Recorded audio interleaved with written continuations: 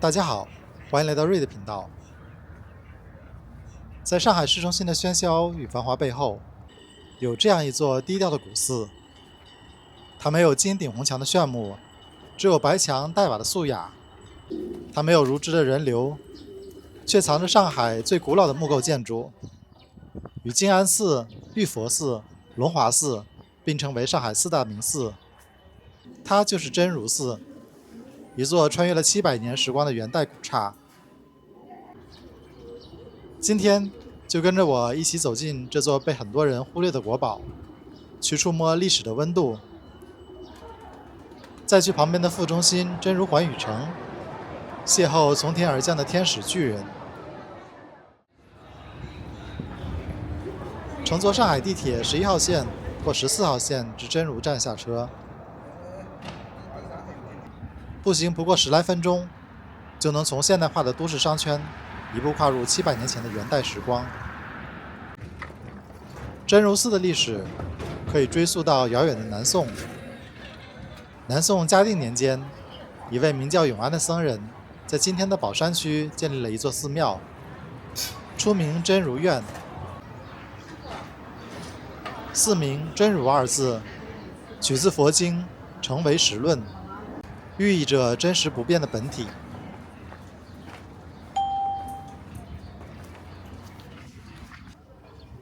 但真如寺真正奠定今日地位的时刻，发生在元朝。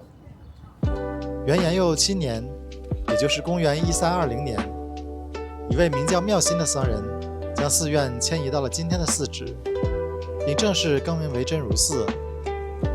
这次迁建不仅改变了寺庙的命运，也深刻地影响了这片土地。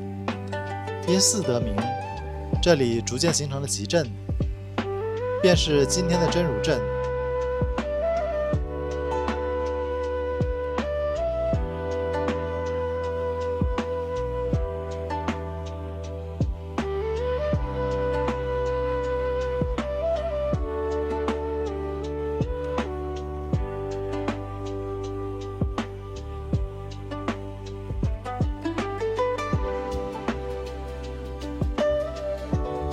欢迎按赞、订阅、分享，并开启小铃铛。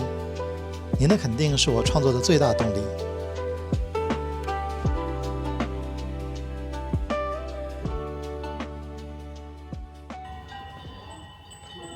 走进真如寺，最不能错过的当然是它的灵魂所在——大雄宝殿，也就是真如寺大殿。这座大殿面阔3间，进深3间，平面基本呈正方形。它的建筑面积虽然不大，但其蕴含的建筑智慧却博大精深。它是上海现存最古老，也是唯一的元代木结构建筑。这么说吧，你在上海能看到最古老的木头房子，就是它了。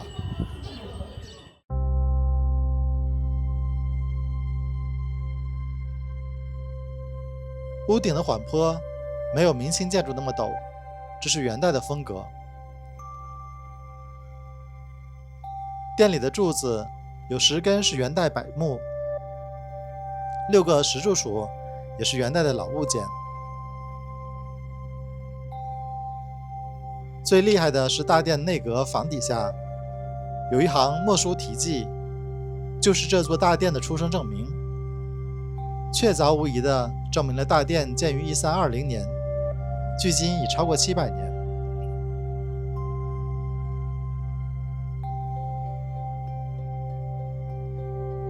此外，大殿的木构上还发现了54则元代工匠留下的墨书标记，记录着构件的名称和部位。这些墨字绝大部分与今天使用的文字相同，成为研究宋元建筑术语的活字典。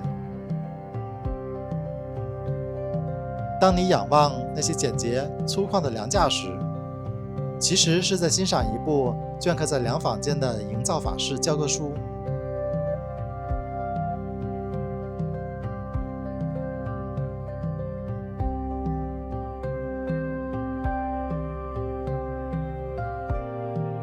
寺内的色调也很有特色，不同于常见的黄墙红柱，真如寺以青瓦、灰砖、白墙的淡雅色调为主。这种质朴的黑灰白色调，正是元代上白审美的重要体现，让人一踏入寺门便心静如水。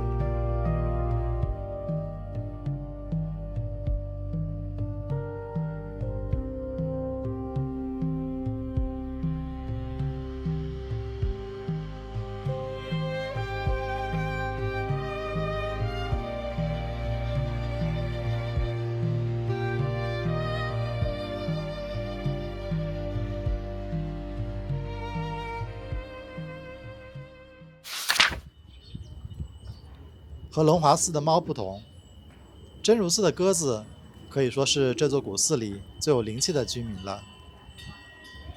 很多人就是专门为了看它们才来的。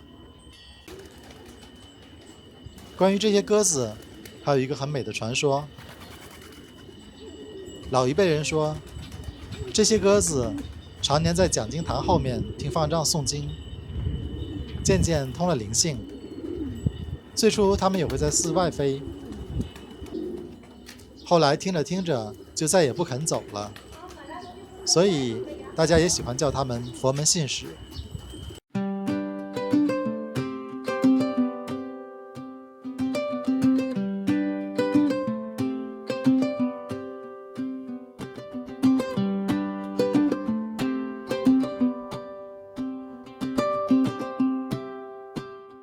可以在佛塔旁的自助售货机上扫码买一包鸽粮，摊在手里，鸽子们就会争先恐后地飞来啄食。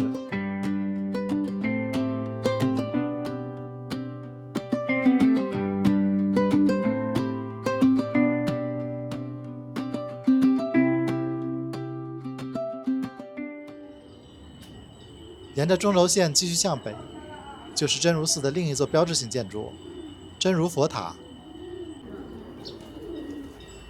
这座佛塔建于1999年，是上海近100年间修建的第一座佛塔，填补了上海近代5大型佛塔的空白。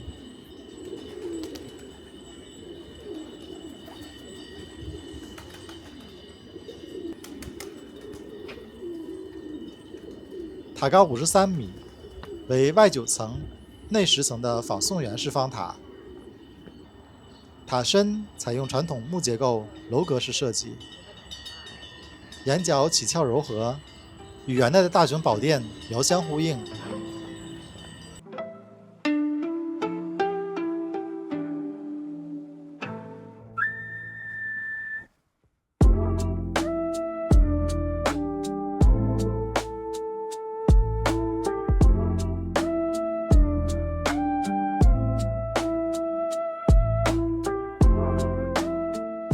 而这座佛塔最神圣之处在于它的地宫，这里供奉着上海唯一的释迦牟尼真身舍利。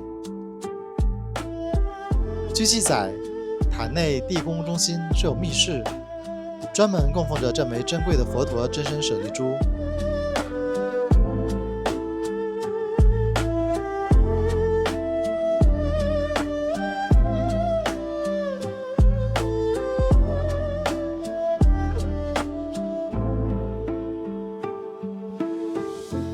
塔的四周环绕着108个鎏金转经筒，在佛教中，转经一圈寓意断除一种烦恼，108圈便能断除108种烦恼。许多信众和游客都会来到这里，顺时针绕塔徐行，转动经筒，祈求平安与智慧。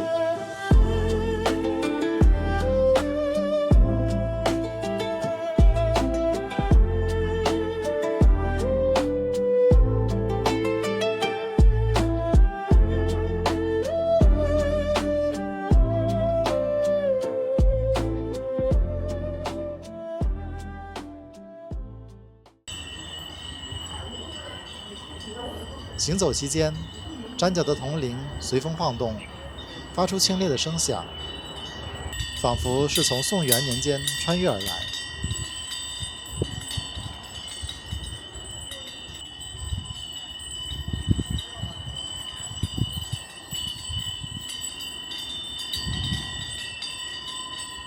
寺的西侧临河还建有碑文长廊，可以在这里静坐片刻，听听诵经声，看看河景，让心绪彻底平静下来。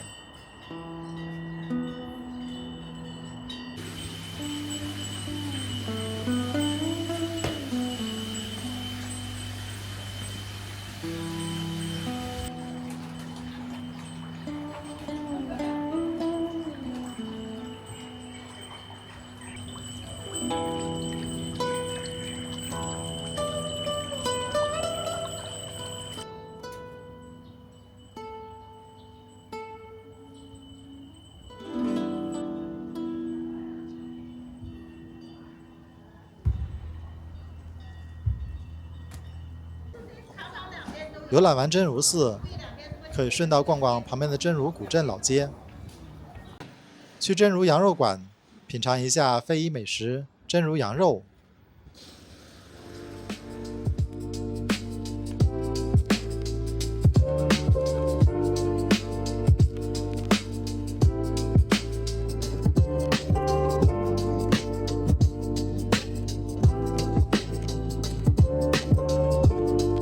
或者步行至现代化的真如环宇城，感受古今交融的独特魅力。真如和徐家汇、五角场、花木一起，曾被定为上海首批4个城市副中心。现在的真如商圈虽然和前者还有差距，但自从2023年底环宇城购物中心开业，还有配套的山姆会员店，真如商圈真正有了副中心的雏形。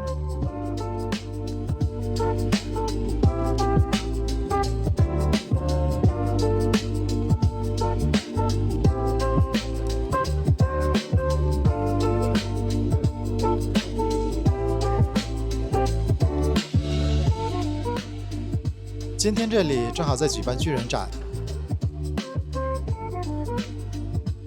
最大的巨人天使足有10米高，肌肉纹理清晰，栩栩如生。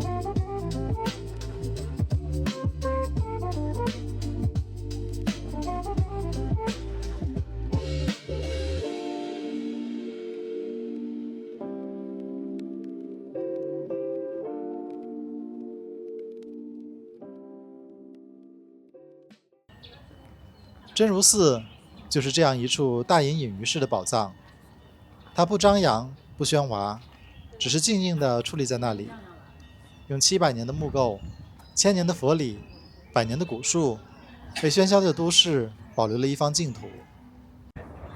下次有空，不妨坐地铁到真如站下来，先去寺里喂喂鸽子，转转经筒，看看古树，出来以后再去环宇城逛逛山姆，吃顿饭。从700年前到2026年，走路也就10几分钟，这种感觉大概只有真如才有了。如果您喜欢这支影片，别忘了按赞、订阅并开启小铃铛。我们下期再见。